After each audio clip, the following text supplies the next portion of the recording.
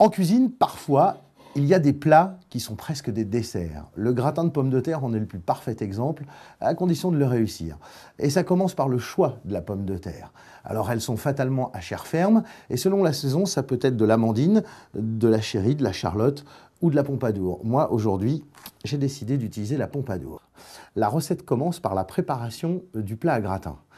Avec du beurre mou mélangé à de l'ail en purée, on tapisse le bord et le fond du plat à gratin.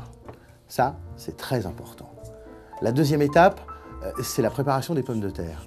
On va les éplucher, bien sûr, et les tailler pas n'importe comment. Les tranches ne doivent pas dépasser le demi-centimètre d'épaisseur. On commence par disposer dans le fond du plat à gratin la première couche de pommes de terre en prenant soin de bien tuiler les rouelles les unes sur les autres.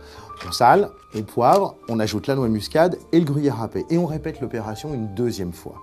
Couche de pommes de terre, sel, poivre, noix muscade et gruyère râpé. Pour la dernière couche, là il va vraiment falloir s'appliquer. Disposer joliment les pommes de terre, toujours en les tuilant. Pas de sel, pas de poivre. Dans un bol à côté, on va préparer la crème. Ce sera de la crème liquide, de la crème fleurette. On va assaisonner, toujours pareil, sel, poivre et un tout petit peu de noix muscade.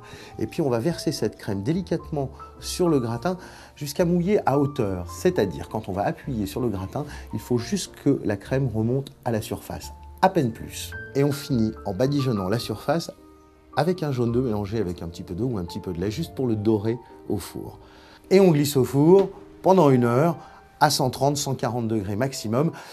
Le petit truc, c'est de le faire la veille et de le réchauffer le lendemain parce que c'est meilleur.